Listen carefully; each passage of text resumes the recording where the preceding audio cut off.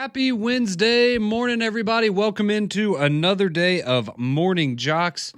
Conrad Van Order and Damian Mitchell here with you for the next hour as we keep you up to date on anything you may have missed overnight as we continue to progress to the start of the college football season. 3 days from now, you will have Kansas State and Iowa State in Farmageddon over there in Dublin, Ireland. That will get us started in the 2025 college football season.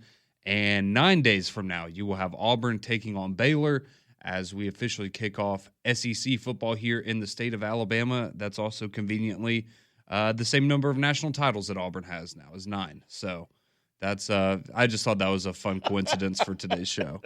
If you missed the big news yesterday, you have no idea what I'm talking about, but I think just about everyone knows exactly what I'm talking about. So that means that we're also 10 days away from Alabama and Florida State as they will do battle down there in Tallahassee coming up next Saturday as well. So a lot for us to continue to look forward to, Damian, and I guess we might as well while we're just off the top. I didn't know. I know that y'all got a little bit of it on Mac and Q, but I know y'all were, helping carry the conversation for us at the beginning of Three Man Front a little bit.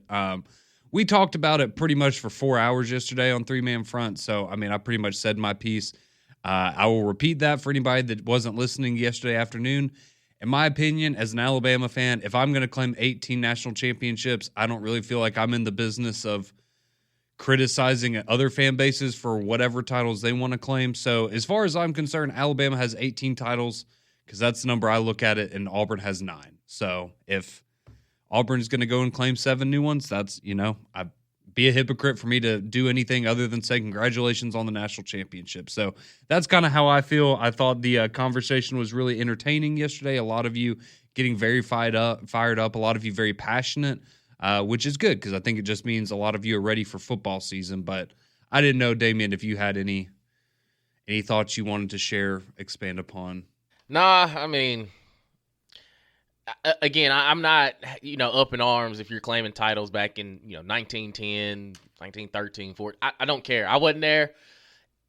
Who knows what the record book says, but as long as, if you're an Auburn fan, Auburn alum, whatever, congratulations. That's, I guess that's warranted a congratulations. Like you got some other national titles. Everybody can speculate. 2004, like there was an actual national title game that was played. You weren't in it, but okay, if that's what we're doing now. But now, with Senator Tuberville, we have to start addressing him as national championship winning senator. Tommy Tuberville. Yeah, he might have lost some votes yesterday based on some of our texters. I heard that some people, you can't cross the political and sports lines around these parts. It gets pretty personal if you ask me. But congratulations, Auburn. If those are the national championships you're going to claim, so be it. But now that makes Scott Frost a national champion. Because now that 2017 UCF, they are national champions. Everybody laughed at them when they put up the banner that they were national, champions, and that means the Auburn and UCF game in 2018, the Peach Bowl, was actually a national championship game. I did not know. But congratulations to UCF and Auburn yesterday. Yeah, it was kind of interesting, too, because I think a lot of people did deep dives yesterday on, I guess the validity of certain national championships for, different schools that, claim titles, but maybe the NCAA doesn't recognize them. And I think it was just fascinating to go back and see, what some people would consider legitimate versus what some people would consider illegitimate. And like, for example, you brought up 2004 for Auburn and how I think of all of the years that you would make an argument for, that would be one of the more difficult ones because it doesn't mean that wasn't maybe the best team out of all of those for Auburn, but you had a format, which was the BCS, that determined who would play for a national championship, and you had a national championship game that 2 teams played in, and Auburn was not one of those teams. I'm not saying I thought they had a great argument. I thought they deserved a chance to play in that game, but they didn't get it. So, again, that's where it's kind of hard for me to go back and say, oh, well, yeah, let's just give them a national championship and assume that they were going to beat USC, because a lot, we had people yesterday, they weren't going to lose to USC in 2004. It's like, okay, and maybe they weren't, but like, can we not forget that was one of the greatest college football teams of at least the modern era of the 21st century? But again, I digress. It's just it was just funny things like that. But hey, if you want to claim that one, Alabama in 1941 lost 2 games. They were ranked 20th in the AP poll, and then somehow there was some other poll out there that put them number 1, so they claimed that as a national championship. So is Auburn a blue blood program now? No, we're not doing this. No, they're not. Oh, my fault, Conrad. I was just saying. Now, they're tied with Ohio State when it comes to national championships now. The Ohio State. Yeah, and if Ohio State is a blue blood program, then Ohio State also is what, top 5 in all-time wins. Auburn's 20. Okay, Conrad. Okay, if you don't want them to be a blue blood program, that's on you. You think they're a blue blood? No. Okay, but they got 9 national titles, though. That's great. History tells me that they are a perennial powerhouse. That's great. They're 20th in wins. They're not going to be up there in terms of conference championships. We got 15 of those now. I'm just telling you they're not a blue blood. I'm just telling you what the numbers tell me. Mm-hmm. Okay, my fault. I didn't know it was going to wreck your morning, dog. It doesn't wreck my morning. It's just it's just a funny debate. Landrum brought that up on a 3-man front yesterday too, and a lot of people were very quick, like I was now. Just no, we're not rewriting. No, we're not going back, and that's not how it works. Because some people were, we had some people say, well, USC hasn't done anything in 20 years. USC also has 11 NCAA championships that are recognized by the NCAA, whereas Auburn technically has 2. I know they have 9 now, but I'm just saying there's some differences there.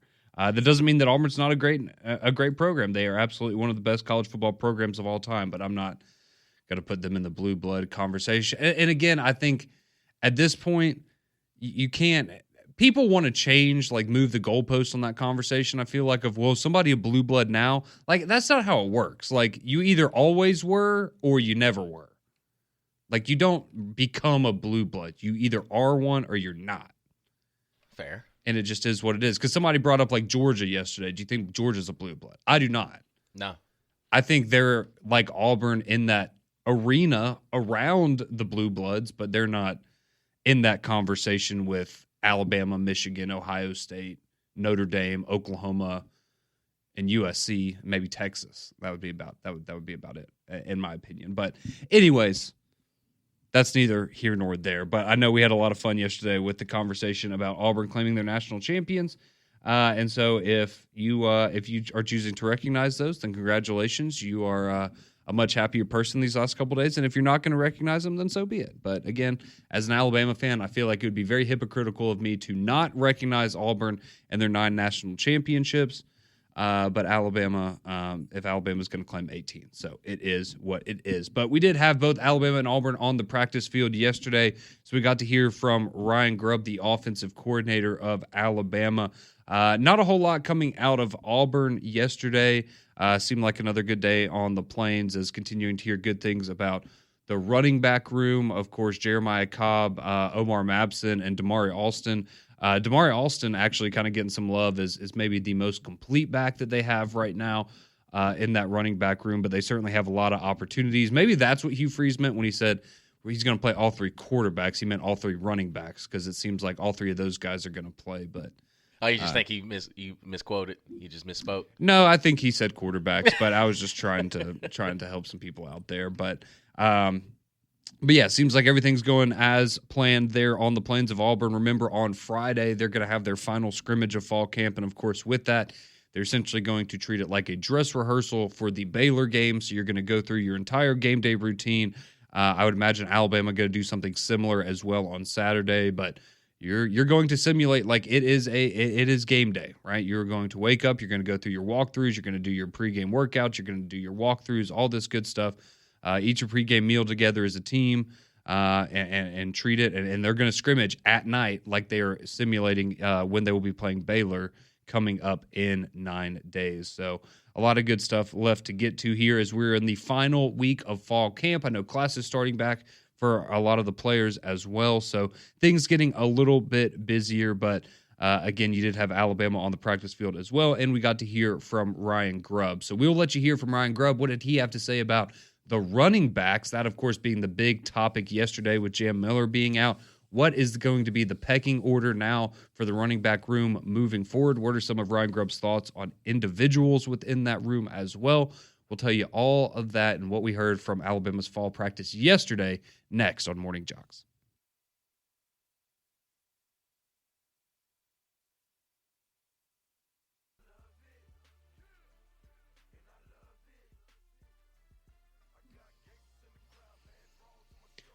6:15, and welcome back in. It's the Wednesday edition of Morning JOX. Conrad Van Order, Damian Mitchell here with you. Putting a bow on the big topic from yesterday, which I'm sure a lot of you had a lot of fun with Auburn and their new national championship claims, and a lot of people getting fired up and feeling one type of way or another about the entire situation. But we are putting a bow on it and moving on to the start of the season because, again, as I said, yesterday, I feel like in about 2 weeks, once we're in the midst of the season and we've gotten our first impression of what Alabama and Auburn are going to look like and the rest of the teams in the country, I don't feel like that's going to be a conversation people are really interested in anymore because we're going to be focused on what's going on this year and trying to make a college football playoff and potentially compete for a national championship this season. So appreciate all of you already chiming in on the text line. We'll get to those here coming up momentarily. And you can, of course, always join the conversation at 205-834-9450. And that's how you will get on the courtesy GMC text line. But how about a little Ryan Grubb? So Ryan Grubb, the offensive coordinator, of course, for the Alabama Crimson Tide. He was speaking with the media yesterday. And as you would imagine, a lot of the questions involving the running back room with Jam Miller being out, what's the rotation going to look like? What does Ryan Grubb think of certain guys within that room? So let's start off. This is Ryan Grubb just kind of giving an overall assessment. This will be cut number 3. It's his thoughts on just the running back room as a whole outside of Jam Miller now that he's out with the collarbone injury. Seen a lot. Daniel Hill has done a good job providing a lot of protection. And I think he's gotten a lot better at that as far as with his eyes. He's a super physical guy. I think Daniel has started to run like the back we saw in the spring. Early in camp, I thought he was a little bit slow to come to that. Dre has great vision running the football. He improves every day still. I think some of the pass protection responsibilities are things that probably were not in his wheelhouse prior to getting here. Kevin Riley has started to show up a little bit. He's a guy that has really nice vision. Not as big a back as the other guys, but runs very physical and is really good out of the backfield. So there you go, kind of his overall assessment of the running back, just the running back room outside of Jam Miller. He was also asked later on about Richard Young specifically and mentioned that he's been really impressed with him through the first 2 scrimmages, and he's been a guy that at times has been a spark for the offense when they need to get something going in the run game. So really, really positive about Richard Young and just kind of his development. And again, just kind of, as I think you're going to keep hearing, right, it's, you know, how have these guys developed doing all of the things outside of carrying the football, right? Because I think we all know these guys are talented. They're all going to be quick. They're all going to be difficult to bring down. They're all going to have some wiggle to them. But what are you doing outside of your duties toting the rock to make sure that you're making yourself as valuable as possible when you're on the field and you're helping the other 10 guys that are out there on the field with you? So some good news there out of the running back room. And he kept it short and sweet. Ryan Grubb, this was him when he was asked, essentially, who's going to fill the spot for Jam Miller, or what is it going to take for somebody to take over that top spot in the running back room? I think it's, we got to see a lot here in the next week or so to see who can handle the game plan, who's the most responsible with all their duties. There you go. Short and sweet. Who can handle the most responsibilities and, again, do the little things right between now and the Florida State game. As I understand right now, Richard Young seems to be the leader in the clubhouse, which isn't a big surprise, I don't think, to many people, but Daniel Hill certainly in the mix as well. I know Kevin Riley has been getting a lot of buzz as well as another young guy in that room, and then Dre Washington, the transfer from Louisiana, continuing to get some looks as well. So I wouldn't be surprised if you I mean, you very well may see all 4 of those guys against Florida State, just while Alabama tries to figure this thing out. But it certainly seems like Richard Young is the leader right now, if you were to, I guess, have to put an RB1 title on somebody in that room. But a couple more cuts from Ryan Grubb. How about comparing this year's offense to last year? So, of course, Ryan Grubb was in Seattle last year with the Seahawks, but he's very familiar with what Alabama ran last year, of course, with Jalen Milroe under center. So this is Ryan Grubb. How does he think this year's offense will be different than last year's? I mean, that's kind of the obvious one, right? Is like we're not necessarily a Jalen Milroe offense right now. Just Jalen was a super talented runner, and that was probably a part of the game plan every week, and which was smart last year by the offensive staff. So I think that's probably the biggest difference. That's music to a lot of people's ears. Not a Jalen Milroe offense anymore. But yeah, I mean, that's exactly what you would expect, right? And as we know, that's part of why the injury to Jam Miller is so impactful, because of what you're losing out of the backfield from a rushing perspective from the quarterback position. Now you're missing your top running back as well. And then your other top running back is now playing for Michigan. So all of that kind of comes together to you can see why there maybe is a little bit of cause of concern there. And then finally, we got to check in on the quarterbacks, of course. So this is Ryan Grubb. What did he see from Ty Simpson, Austin Mack, and Keelan Russell in the second scrimmage over the weekend? Ty, I think, was 12 of 15 or with 2 drops. I thought he was very controlled, distributed the ball right where it was supposed to be. I thought his eyes were in the right spot. I thought he was very disciplined.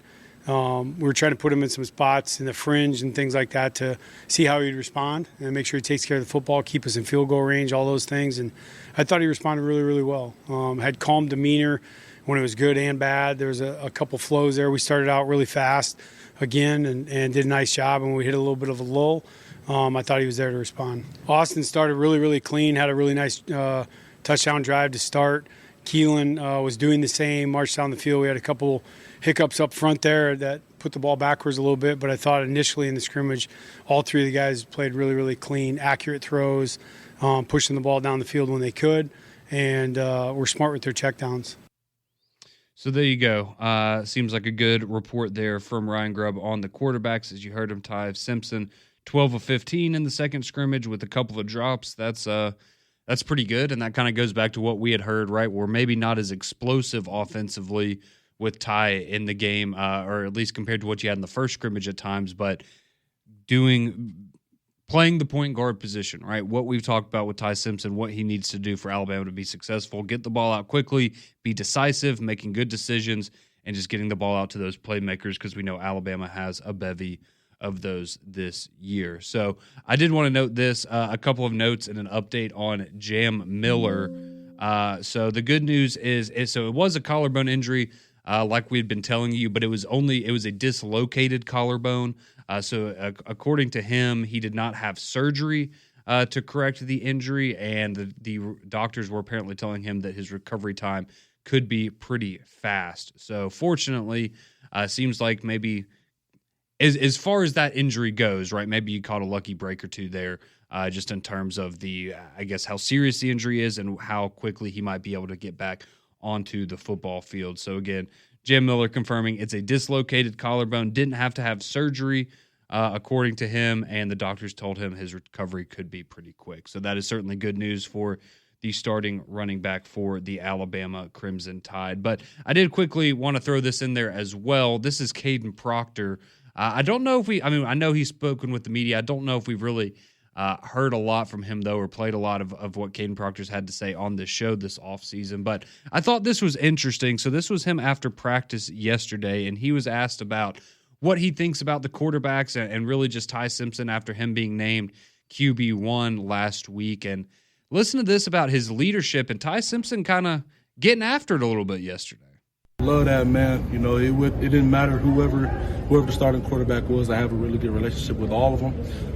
But Ty, we hang out. He's just a goofy guy, funny guy. But I mean, he just got fired up after practice. We didn't obviously have up to the standard the best practice ever today. So he got on us, and that's the type of leadership that you have to have. So. I just thought that might help you, Damian, because I know you have a big decision coming up tomorrow with your with your college fandom. And I just thought you might like to know that you got if you choose to become an Alabama fan, which again I've said I don't want you to do, but if you do decide to do that, you got a quarterback. He'll go after some guys in practice. They're not being held to the standard or putting in the effort to the standard of what he expects out of his teammates. I appreciate the leadership. Yeah, it's good to know. And again, that's what you want in QB1. If somebody that's going to step up and say, "Hey, this ain't the move. Like we're not putting it all together." I feel the same way about Cam Ward at Tennessee Titans. I've heard about him and Jeffrey Simmons getting into it, but again, that's what we need. It's a culture change. And think about it. I mean, you look at the Saban quarterbacks that we've had in the past couple seasons, and it's not no knock on those guys, but Bryce Young didn't strike me as a rah-rah guy. He went out there and played exceptionally well. Same with Tua. If Tua needed to say something, I feel as though he would, but most of the time it was done by action. But sometimes you got to go out there and bark a little bit. You got to say, hey, this is what we need to do. And to have that leadership from within your own locker room, that's a great trait to have. And I think Ty Simpson has really accepted this role as QB1, and just hearing everything from what Caden Proctor said, what Ryan Grubb has said, he's comfortable in his position, and he knows that, hey, if the things that happened last season are washed away. It's a new era. It's a new look. It's a new age Alabama team going into 2025, and he's taking it by the reins. And I really do appreciate hearing that from his own teammate that, hey, my quarterback, I rock with all three of them, but my QB1, he's definitely stepping up to the plate. I just thought that might, give you some second thoughts or anything. It has not changed. I guess you said you've already made your decision. Right. So it hadn't changed. I just want you to have all the information you might need, because the last thing we want is, sometime next week you come back and you're like, man, if I had known that, I would have made a different decision on Thursday. Right. And that's, we don't want you to do that, because this isn't, this isn't like college. You can't just go and get NIL from someone else. You're stuck. After you commit, you're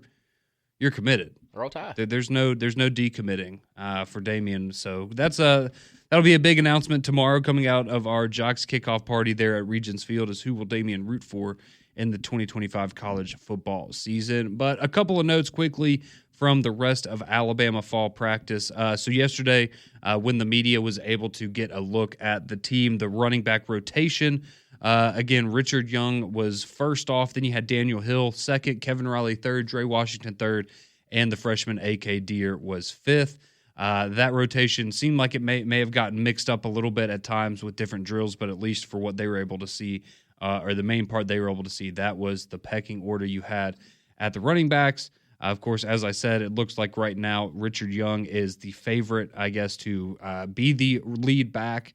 But it will be very interesting to see just kind of how they distribute carries, especially in that Florida State game. Are you going to get, is it a situation, do you have somebody that you look at and go, hey, we need to give this guy 15 to 20 carries a game? Or are you giving, maybe three guys, 8 to 12 carries a game, and you're just really trying to spread it out?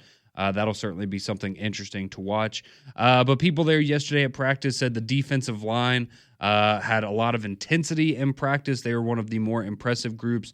And, of course, the big news yesterday was James Smith back on the practice field after he'd been dealing with an ankle injury. So he had missed the last couple of scrimmages, and he'd been dealing with some injuries in practice as well. So James Smith back on the field yesterday for the defensive line. So that is certainly always good to see. Jaden Roberts, he was also dressed out yesterday. He wasn't doing position drills when the media was out there, but good news to see the Jaden Roberts back out there dressed out in uniform and getting at least a little bit of work in yesterday. So maybe that bodes well for the Florida State game. But that's really the main takeaways from yesterday for Alabama fall camp. Of course, they're starting school today, so I know their fall camp schedule kind of goes all out of whack now. But like Auburn, they'll have their schedule or their final scrimmage on Friday. Alabama's going to have their final scrimmage on Saturday. And then, of course, as we know, on Monday, it'll be game week.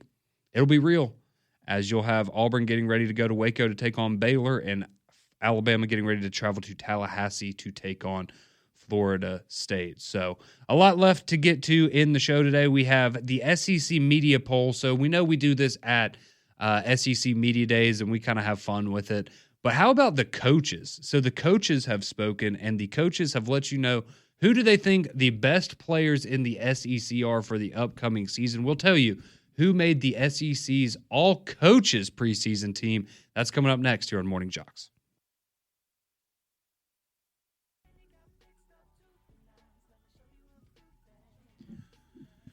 6:33, you're listening to Morning JOX here on your Wednesday morning. Conrad, Damian, and JT here with you as we dive into the preseason coaches poll, not for the top 25, but for the SEC, all SEC teams. And we're going to look and see how smart is the media, right? Because we did this exercise about a month ago when we were over in Atlanta, Georgia for SEC Media Days, and we came out and we announced what the media vote was for the all SEC first team offense and first team defense, and we're going to see how close did the media get it to the coaches. I'm just going to say I think we did pretty well. So we will. I'll just leave it at that. But you do have first, second, and third team that the coaches laid out for us. So we have a lot to get to here. First off, you had Alabama and Georgia. They are tied with the most players represented across the three teams. So Alabama and Georgia both have 11. I will say for Georgia, now granted, some of these guys are, you might have 11 players, but I think Georgia has 11 players for 14 spots, right? Because, for example, like Peyton Woodring, they have as the first team place kicker as well as kickoff specialist, right? So it's one player, but he's technically taking up two spots. And if we're going by that, Georgia has 8 guys on the all SEC first team. The first team, 8.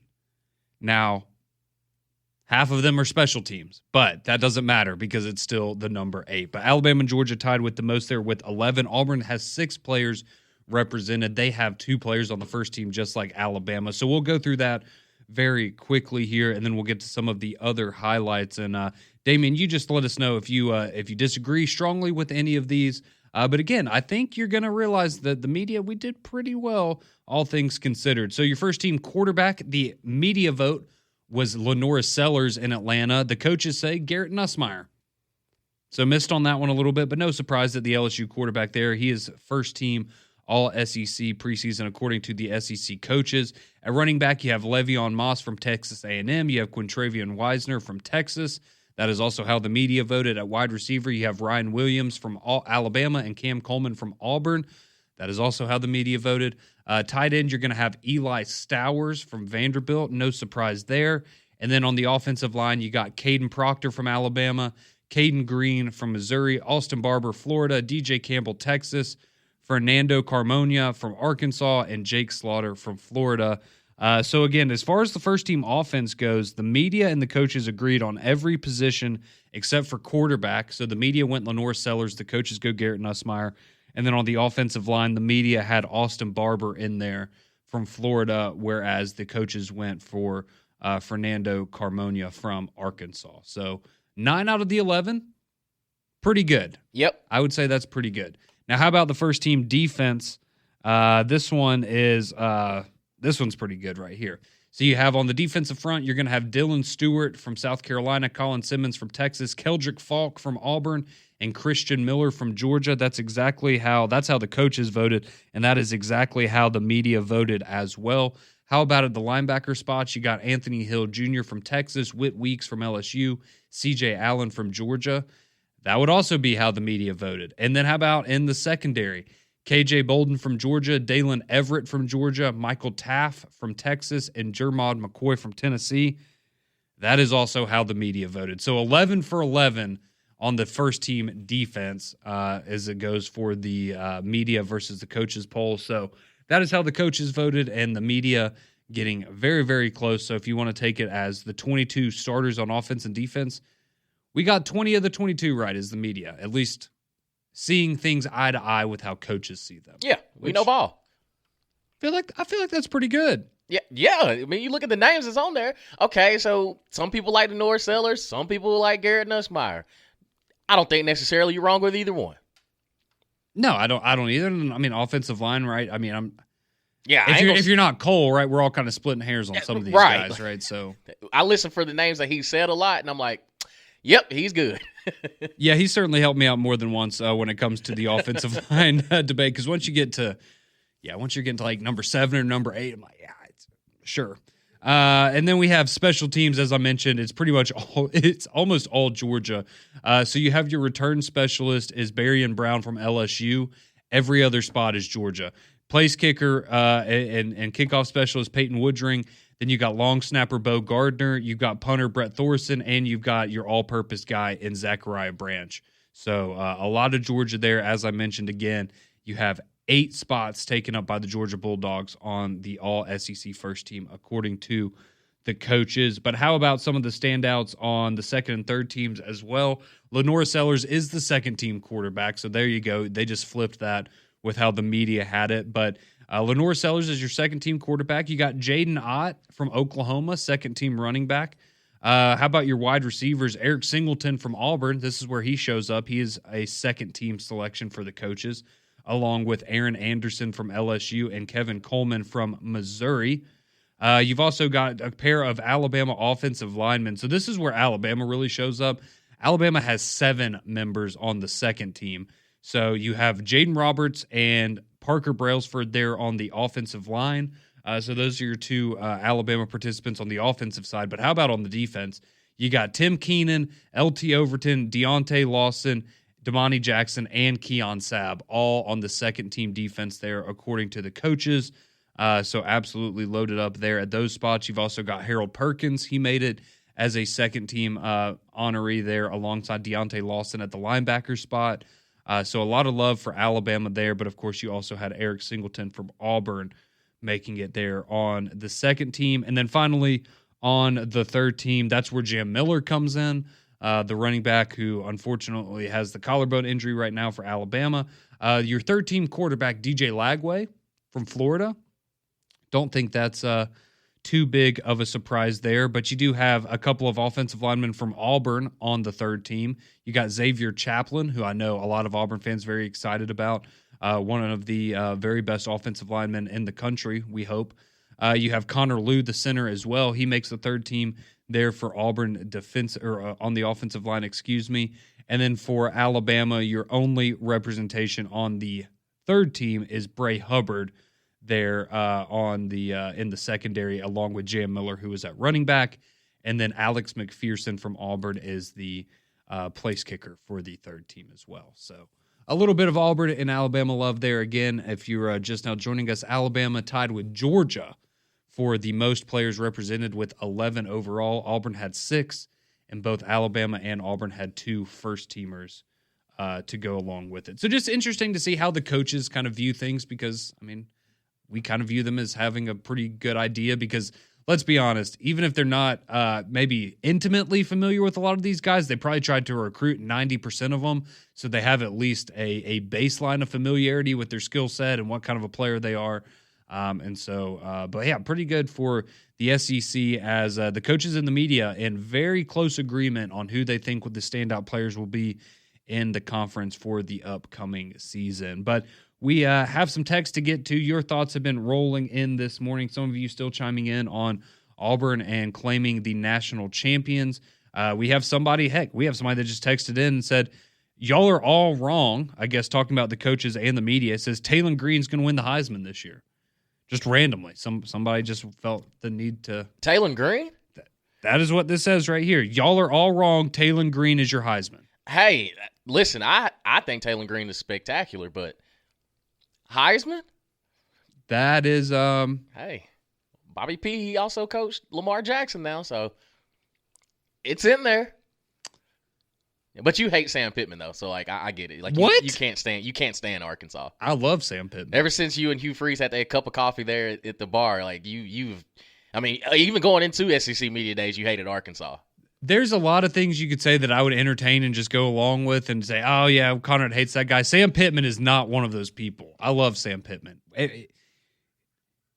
I don't know if you don't love Sam Pittman, I don't know if you have a heart, honestly. Right. I mean, that's more as an indictment on you as a person. I think Sam Pittman's a great human being. I think he's a serviceable head football coach, and I think that he is a great human being and a great leader of young men. And I really hope that he's able to find a way to get to a bowl game this year, because I want him to stick around, and I don't want him to. I don't want him to be gone, but we'll just have to wait and see. Who knows? Maybe it'll be John Gruden in Arkansas a year from now. But we've got plenty of time to dive into all those fun hypotheticals with the coaching carousel and all that good stuff. But you can continue to chime in. What are your thoughts on the topics of the day? Alabama and Auburn fall camp. maybe you feel a certain type of way about the all SEC coaches preseason selections. All that and more, 205-834-9450. That's where you can make your voice heard on the Courtesy GMC text line, and that's where we'll go when we return right here on Morning Jocks.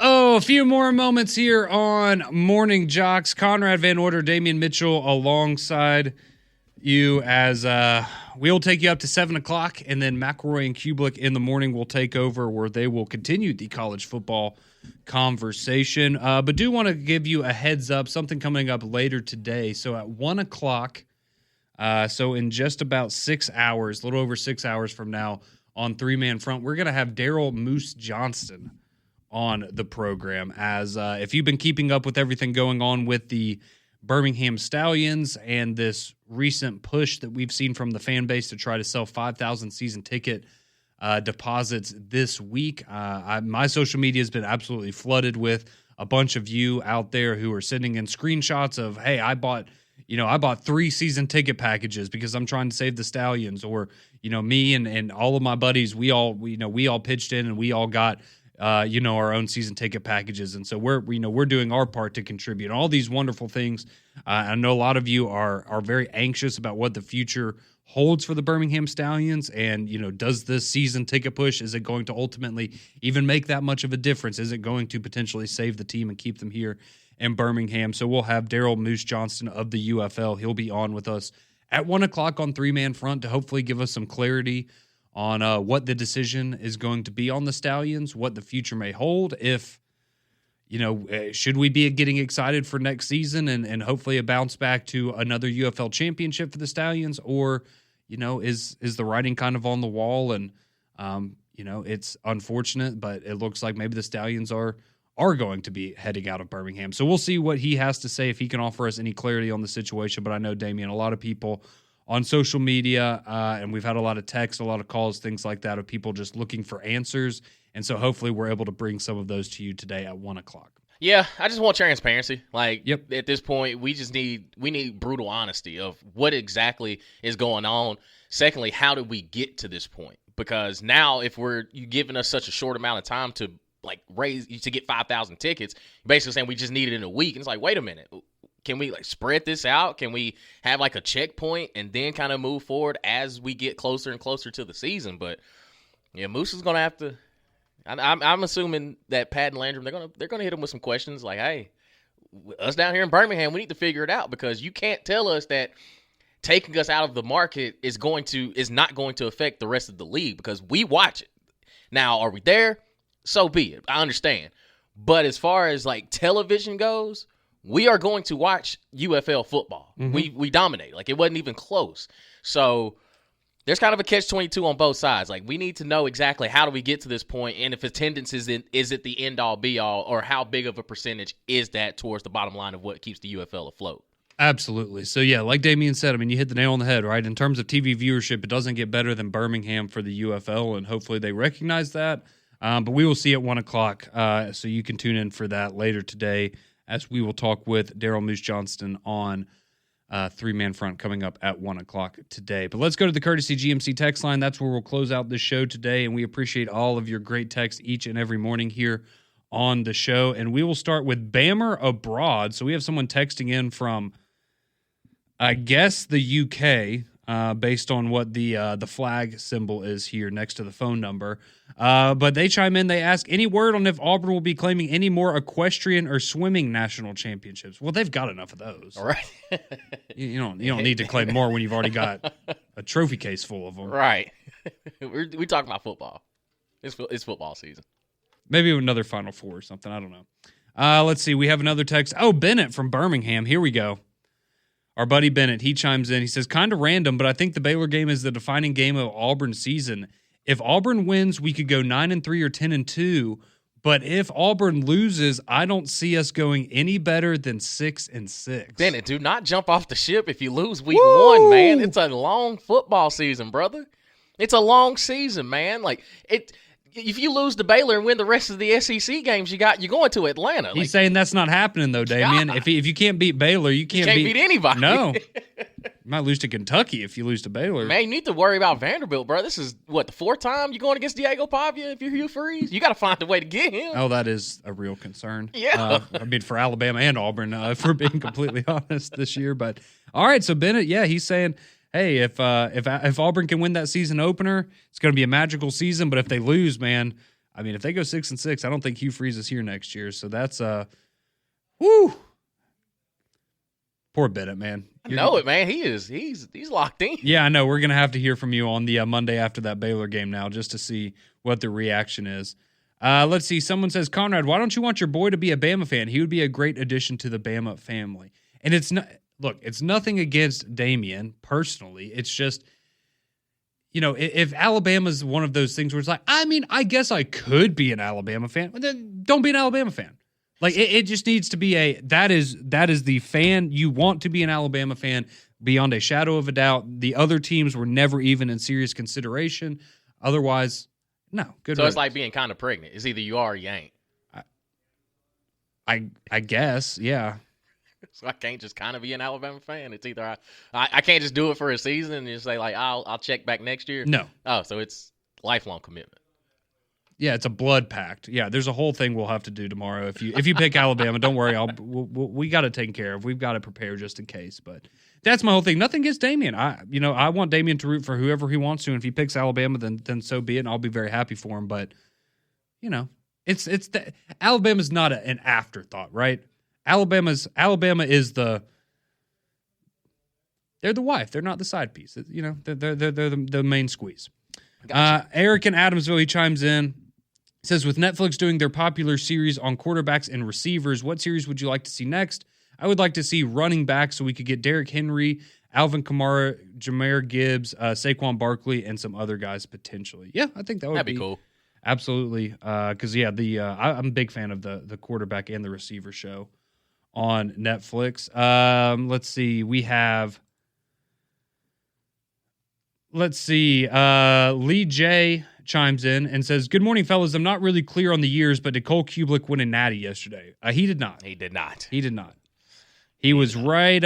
He was sandwiched in between the 93 and the 2004 one, unfortunately, for him. Let's see. It says, this one says, I know injuries are common during practice and scrimmages, but am I crazy or have there been way more across both college and the NFL?